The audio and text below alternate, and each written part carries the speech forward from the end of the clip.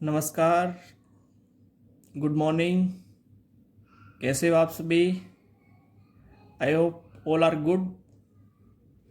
बच्चों, आज से शुरू करने जा रहे हैं +1 के लिए NCERT book for CBSE +1 class unit first in Hindi medium.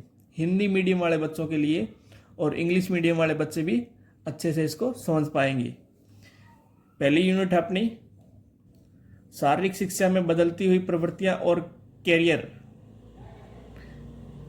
Changing trend and career in physical education. Introduction.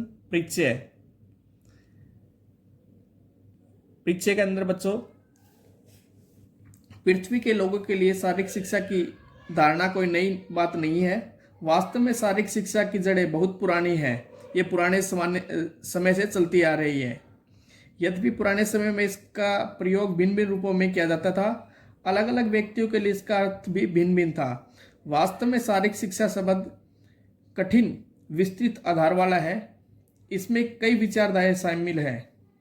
आरंभ में शारीरिक शिक्षा शब्द का प्रयोग शारीरिक क्रियाओं के लिए किया जाता था, क्योंकि शारीरिक शिक्षा लोगों के जीवित रहने के लिए आवश्यक थी। लेकिन शारीरिक शिक्षा पर सबसे अधिक जो बल दिया था वो यूनानों ने दिया था, यूनान के व्यक्तियों ने दिया था। उसके अंदर सुकरात, अरस्तु और प्लेटो जैसे दार्शनिकों के विचार थे कि शारीरिक प्रशिक्षण युवाओं के लिए अत्यंत आवश्यक है। पुराने समय में भारतवर्ष में भी शारीरिक क्रियाएं लोगों के लिए जीवन का अभिन्न अंग थी। इस प्रकार विभिन्न सभ्यताओं में शारीरिक शिक्षा का अर्थ भी बदलता गया। सामान्यतः शारीरिक शिक्षा को सही अर्थ नहीं समझा गया। किसी का विचार था कि शारीरिक शिक्षा वह है जो शारीरिक शास्त्री करते हैं। कई बार इसे शारीरिक प्रशिक्षण, खेल, शरीर संस्कृति, स्वास्थ्य शिक्षा और मनोरंजन समझा गया। लेकिन वास्तव में शारीरिक शिक्षा इन शब्दों से कहीं ऊपर है। बच्चों, इसके लिए कुछ डेफिनेशन है, परिभाषाएं हैं जो विभिन्न विद्वानों ने दी है। उसमें से कुछ एक हम कर रहे हैं। जैसे फर्स्ट है केसीडी, शारीरिक क्रिया पर केंद्रित अनुभवों द्वारा जो परिवर्तन मानव में आता है वह ही शारीरिक शिक्षा कहलाता है। यानी कि फिजिकल एक्टिविटी के माध्यम से उनके अंदर जो चेंजेज आते हैं वही शारीरिक शिक्षा है। केसीडी के अनुसार, जेविनेस के अनुसार शारीरिक शिक्षा के बड़े क्षेत्र का वह भाग है जो मांसपेशियों से होने वाली बड़ी क्रियाओं तथा उनसे संबंधित प्रतिक्रियाओं से संबंध रखती है। यानी कि मांसपेशियों के माध्यम से जो भी प्रतिक्रिया होती है उनसे संबंध रखता है। शारीरिक शिक्षा के लक्ष्य और उद्देश्य। शारीरिक शिक्षा के लक्ष्य और उद्देश्य बच्चों, शारीरिक शिक्षा का एक ही लक्ष्य है, वो है व्यक्ति का चहुमुखी विकास यानी सर्वांगीण विकास, ओवरऑल डेवलपमेंट। उसके लिए जिस माध्यम से होके गुजरना है, यानी कि व्यक्ति का पूर्ण रूप से विकास करने के लिए जिन माध्यमों से होके गुजरना पड़ता है उनको उद्देश्य कहते हैं। फॉर एग्जाम्पल बच्चों, अगर आप छत पे चढ़ना चाहते हो, छत पे चढ़ना आपका लक्ष्य है, या फिर आप कोई भी मंजिल को प्राप्त करना चाहते हो, जैसे आप ग्रेजुएट करके कोई जॉब करना चाहते हो या फिर कोई बिजनेस करना चाहते हो, तो वो तो बच्चों आपका लक्ष्य होगा। उसके लिए जो आप काम कर रहे हो वो आपके उद्देश्य हैं। शारीरिक शिक्षा जगत में विद्वानों ने अपने विचार अनुसार शारीरिक शिक्षा के विभिन्न उद्देश्य बताए हैं। उसमें सबसे पहले हैं एच क्लार्क। उन्होंने 3 उद्देश्य बताए हैं। फर्स्ट है इसमें शारीरिक स्वास्थ्य में वृद्धि, यानी शारीरिक स्वास्थ्य में वृद्धि।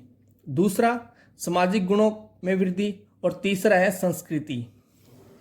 नेक्स्ट जो अपना राइटर है बुक वाल्टर, इन्होंने जो बताया है 3 इन्होंने बताए हैं। स्वास्थ्य, फालतू समय का उचित प्रयोग और नैतिक चरित्र। हेटेंगिस्टीन ने इन्होंने बताया है 5 बताए हैं बच्चों। तुरंत या तत्कालीन उद्देश्य, दूरवर्ती उद्देश्य, विकासात्मक उद्देश्य, सामाजिक स्तर का उद्देश्य है शारीरिक स्थिति का नियंत्रण। इसके बाद लेस्ली ने बच्चों 5 बताए हैं, ये भी उन्होंने भी 5 बताए हैं। शारीरिक अंगों का विकास, भावनात्मक विकास, सामाजिक विकास, बौद्धिक विकास और स्नायु पेशीय विकास। बच्चों अगर आपने अभी तक आपके अपने YouTube channel physical education and sports को सब्सक्राइब नहीं किया तो प्लीज़ सब्सक्राइब कीजिए, वीडियो को लाइक कीजिए और शेयर कीजिए। आगे हम शुरू करते हैं। उद्देश्य। उपयुक्त उद्देश्यों का विश्लेषण करने पर निष्कर्ष निकलता है शारीरिक शिक्षा के प्रमुख उद्देश्य निम्नलिखित हैं।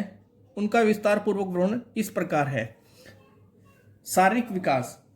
बच्चों शारीरिक शिक्षा का मुख्य उद्देश्य शारीरिक विकास है। यह हमारे शरीर संस्थानों जैसे रक्त संचार, श्वसन संस्थान, स्नायु प्रणाली, मांसपेशीय संस्थान और पाचन प्रणाली इत्यादि का विकास करता है। क्योंकि जो भी हम फिजिकल एक्टिविटी करते हैं, व्यायाम करते हैं, योगा करते हैं, उनके माध्यम से शारीरिक विकास होता है।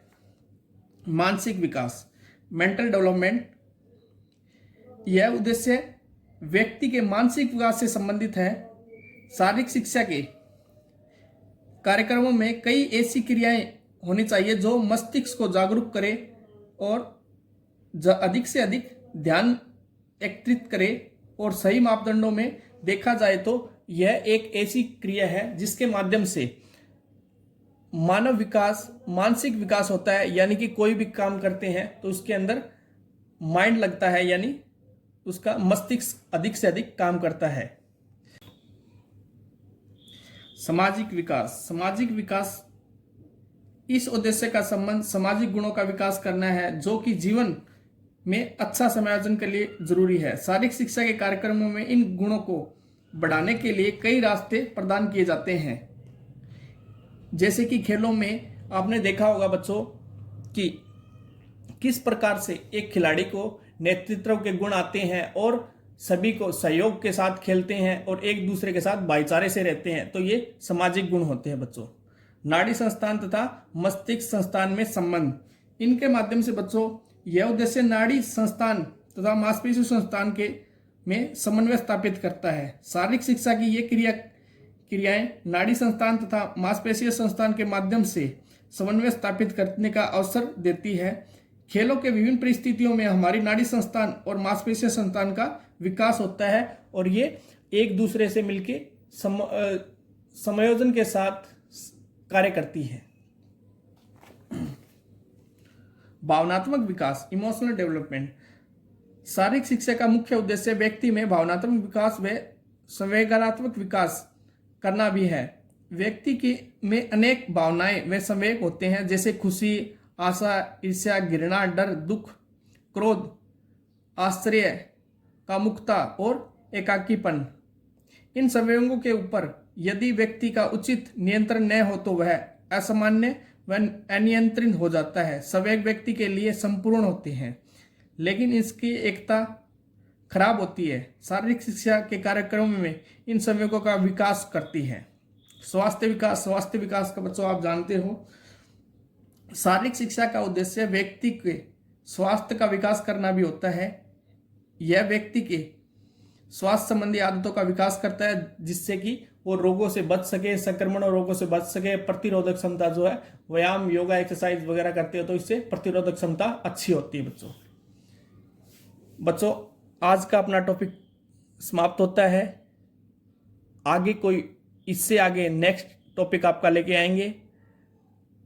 तब तक आप ये वीडियो अच्छे से देखिए, अच्छे से समझिए। आई होप को आपको ये वीडियो अच्छी लगेगी, समझ में आएगी। नेक्स्ट वीडियो आपके लिए जल्द लेकर आएंगे हम। इसके लिए बच्चों आप बेल आइकन को दबा दीजिए ताकि जब भी हम नेक्स्ट वीडियो आपके लिए लेकर आएँ तो सबसे पहले आप तक पहुंच जाए। थैंक यू बच्चों। चैनल को लाइक कीजिए, वीडियो को ज़्यादा से ज़्यादा शेयर कीजिए। थैंक यू, धन्यवाद।